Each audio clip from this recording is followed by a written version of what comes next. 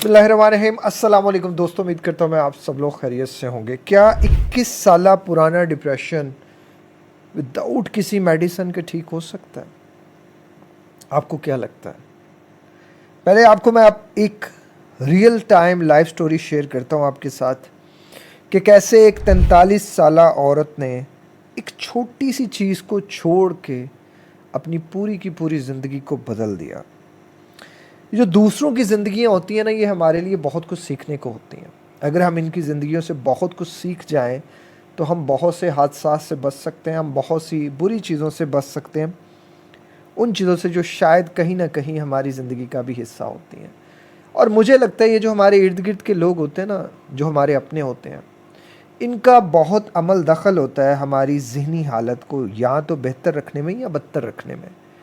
बाज़ दफ़ा हमारे अपने जो है ना, वो हमें ज़हनी मरीज़ बनाए हुए होते हैं और ये बात ना तो उनको पता होता है और ना ही हमें पता होता है। आप इस कहानी से बआसानी जान जाएंगे। 41 साल लेडी को मैंने कोच किया। उनकी प्रॉब्लम ये थी कि सारा दिन उनके जिस्म में दर्द रहता था, थकावट रहती थी, गुस्सा रहता था, चिड़चिड़ापन रहता था, पेट ख़राब रहता था, anxiety, panic attacks, BP high, परेशानी, कुछ हो जाएगा, और डिप्रेशन।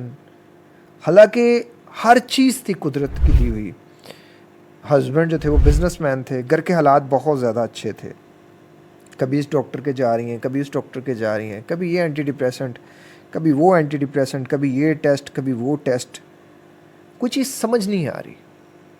जब मैंने उनको 1-on-1 कोच किया, हमारी 2-3 कोचिंग्स में, तो उन्होंने मुझे जो प्रॉब्लम्स बताई, वो प्रॉब्लम बाहिर बड़ी सिंपल थी कि या तो वो रूटीन की ख़राबी से हो सकता है, या वो डाइट की ख़राबी से हो सकता है, या ब्रेन प्रोग्रामिंग में कोई हो सकता है। मुझे कुछ चीज़ें वो छुपा रही थी मेरे से। तो मैंने उनसे कहा कि आप मेरी बड़ी बहनों की तरह हैं, जब तक आप मुझसे सच नहीं बोलेंगी मुझे चीज़ें समझ नहीं आएंगी, और अगर मैं चीज़ें नहीं समझ सकूँगा तो मैं कभी आपकी ज़िंदगी को आसान करने में थोड़ी आपकी मदद नहीं कर सकूँगा। जब मैंने उनसे कहा कि आप काइंडली मुझे वीडियो कॉल करें, जब उन्होंने वीडियो कॉल की तो मैंने देखा कि वो हर चीज़, हर बात जो है ना, वो अपने हस्बैंड की तरफ देख के करती हैं। मुझे ये चीज़ लगी कि जैसे ये हस्बैंड जो है वो इनको प्रेशराइज़ करते हैं या कुछ इस तरह की बात है। तो जो मेन रीज़न मुझे लगी, मैंने भाई से कहा कि भाई आप काइंडली बहन के लिए एक गिलास पानी लाइएगा। जब मैंने पानी के लिए उनको भेजा तो मैंने बहन से कहा कि बहन आप मुझे अकेले में बात कर सकती हैं मेरे से? उन्होंने कहा कि भाई मैं ख़ुद आपसे अकेले में बात करना चाहती हूँ और मैं अगली दफ़ा आपसे अकेले में बात करूँगी। मैंने कहा चलें ठीक है, कोई मसला नहीं है।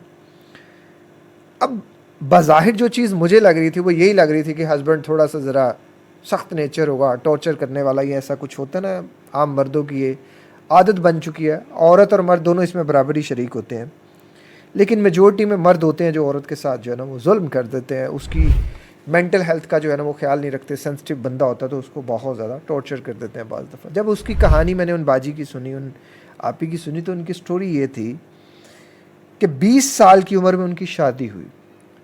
जब शादी हुई तो वो टोटली एक अरेंज मैरिज थी। इनकी फैमिली बैकग्राउंड और था और उनका फैमिली बैकग्राउंड और था, और वो अकेली बेटी थी अपने वालिद साहब की और सबसे ज़्यादा लाडली। ज़ाहिर है कोई और बच्चा नहीं था तो वो उनसे बहुत ज़्यादा प्यार करते थे। हर चीज़ बचपन से जो है वो उनको दी गई और घर की पूरी मैनेजमेंट उनके हाथ में थी। और उनके वालिद साहब भी बिजनेसमैन थे, तो घर में जो कुछ भी अखराजात होते वो सारे होते, और घर में बड़ा प्रोटोकॉल था इन लेडी का।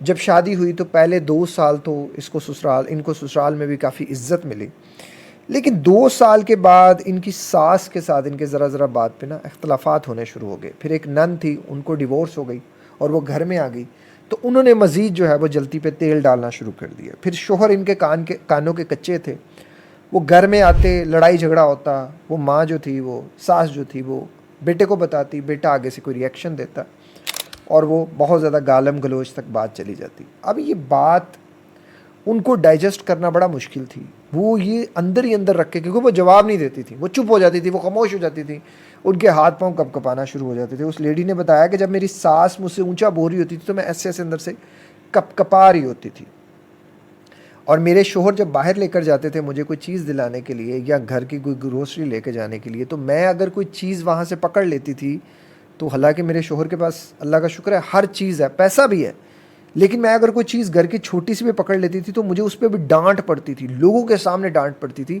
और मैं इस चीज़ की वजह से मैंने ग्रोसरी पे जाना छोड़ दिया, मैंने अपने शोहर से ज़्यादा बात करना बंद कर दी, सास से ससुर से बंद कर दी। और इसकी वजह से ये हुआ कि मेरे सास जो थी उसका थोड़ा सा रवैया बदला, मेरी नंद का थोड़ा सा रवैया बदला, और मेरे शोहर का रवैया भी काफ़ी बदला।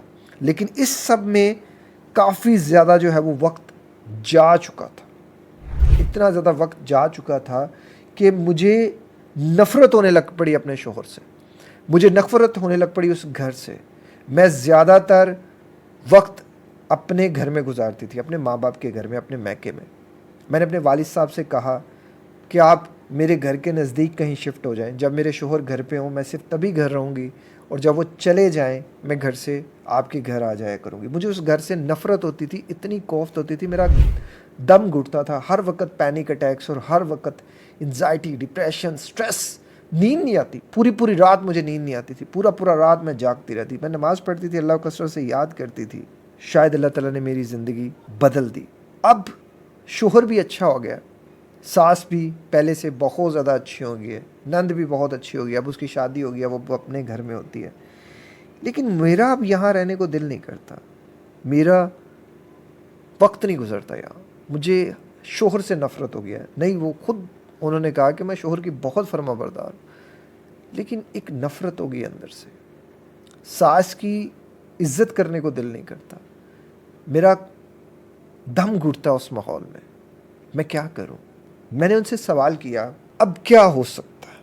क्या आप इस एनवायरनमेंट को छोड़ सकते हैं? आपके बच्चे हैं, आपका शोहर है, आपकी सास है, आपके माँ बाप हैं, अब तो कुछ वैसा नहीं है, फिर आप क्यों इस माहौल में रह के ख़ुद को डिप्रेशन दिए हुए हैं? मैं क्यों डिप्रेशन दूंगी? इंसान खुद को डिप्रेशन देता है। जिस चीज़ को आप नहीं बदल सकते उस चीज़ को, हालात व वाक़यात को छोड़ देना ही बेहतर होता है। जिस जगह आपने ये डाल दिया मेरी सास अच्छी नहीं है, जिस जगह आपने ये डाल दिया है मेरा शोहर अच्छा नहीं है, उसको चेंज कर दें। आप अगर अपने बिलीव्स चेंज कर देंगे, मैंने इनके बिलीव्स चेंज किए थे, तो मैं उन लोगों को बताना चाह रहा हूँ जो लोग इस तरह की प्रॉब्लम से गुजर रहे हैं, जिस इन्वायरमेंट में रह के आप कुछ नहीं कर सकते ना, अपने बिलीव्स चेंज कर दें। अगर कोई इंसान बुरा है ना, आपको पता चल गया कि वो इंसान बुरा है और वो बुरा का होके आपके सिर्फ आपका नुकसान है, आप उसको बुरे से अच्छा कर लें कि वो जो भी बुरा कर रहा है बस ये समझे कि यही अच्छा है, इसके पास और कुछ देने को आपको है ही नहीं। आप उन बिलीव्स को बदल दें, आपकी ज़िंदगी बदल जाएगी।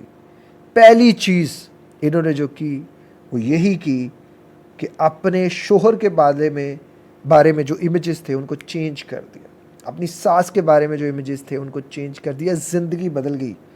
सास, ससुर, शोहर, नंद, हर बंदे की गलती को माफ़ कर दिया। Forgive and forget. मैं हमेशा कहता हूँ जिस हालात व वाक़यात में आप कुछ नहीं कर सकते वहाँ फॉरगिवनेस की पॉलिसी को अपनाएं, और जहाँ कुछ कर सकते हैं वहाँ भी फॉरगिवनेस को अपनाएं। दीन ने माफ़ करने को इसलिए बताया कि साइकोलॉजी खुद मानती है कि जो लोग माफ़ कर देने की सलाहियत रखते हैं वो यहाँ से उनके ब्रेन पैटर्न ज़्यादा स्ट्रॉन्ग होते हैं, वो ज़्यादा जो है ना वो लाइबिलिटीज़ ले सकते हैं, वो ज़्यादा जो है वो चीज़ों को डील कर सकते हैं, वो ज़्यादा प्रॉब्लम्स को सॉर्ट कर सकते हैं। आप फॉरगिव करें और फॉरगेट करें, भूल जाएं, इसको गंदगी का स्टोर नहीं करें। उसने ये किया, उसने वो किया, उसने ऐसे किया, उसने वैसे किया। मैं एक वक्त था कुछ लोगों से बदला लेने की बड़ी सोचता था कि मैं बदला लूँगा, और मुझे जब वक्त मिला, 5-6 साल गुजर गए, जब वक्त मिला उस लेवल पर मैं गया तो मैंने सोचा कि यार मैंने अभी 5-6 साल ज़ाया कर दिए, ऐਵੇਂ सोच के वो नहीं। आप 5-6 साल एफर्ट लगाने की बजाय फॉरगिव एंड फॉरगेट। आप ज़्यादा से ज़्यादा उन लोगों के साथ टाइम स्पेंड करें जो आपको अच्छे नहीं लगते। एक वक्त आएगा आपको अच्छे लगने शुरू हो जाएंगे। जब आप उनके पास बैठें, कोशिश करें उनके छोटे छोटे मूवमेंट्स में खुशी तलाशें। खुशी आपको ज़्यादा से ज़्यादा हैप्पीनेस का हार्मोन देगी। उनके लिए खाना बनाएं, उनके साथ वक्त गुजारें। और मैं तमाम मर्दों से यहाँ एक चीज़ रिक्वेस्ट करना चाहूँगा, हर औरत आपसे पैसा नहीं चाहती, हर औरत आपकी खूबसूरती नहीं चाहती, हर औरत आपकी अच्छी अदाएँ नहीं चाहती, हर औरत आपकी नहीं चाहती, लेकिन हर औरत एक चीज़ ज़रूर चाहती है आपसे, हर मर्द से, दैट इज़ सेल्फ रिस्पेक्ट। उसकी इज्जत की जाए, उसे वक्त दिया जाए, उसकी केयर की जाए। औरत वक्त और सेल्फ रिस्पेक्ट और केयर से मिलके बनी है। बाकी डिफरेंट है जो पैसे वूसे लेके जो है वो गालियाँ भी खा ले, वो बफितरतन औरत नहीं होती। हाँ, कोई अगर अल्लाह की रज़ा के लिए खुश है, खामोश है, तो उसकी खामोशी का कभी नाजायज़ फ़ायदा नहीं उठाएं। और आप बीवी को आप जितना मर्ज़ी इलाज दे दें, जो मर्ज़ी कर दें, बीवी के सबसे बड़े साइकोलॉजिस्ट साइकाइट्रिस्ट आप ही हैं। आपका वक्त उसकी ज़िंदगी बदल सकता है। हर औरत पैसा नहीं चाहती, याद रखिएगा इस बात को। बाकी वीडियो का अख्ताम यहीं करते हैं। अपना बहुत ख्याल रखिएगा। आई होप सो कि ये लाइफ स्टोरी बहुत से लोगों की ज़िंदगी को और सोच को थोड़ा सा बदलेगी कि अगर आप किसी को ज़हनी मरीज़ बना रहे हैं तो आप उसके लिए लाख अच्छा भी कर लें, आप उसके लिए कुछ भी नहीं कर रहे। कोशिश करें दूसरों को खुशियाँ दें। खुशियों पे हम सबका बराबर हक है।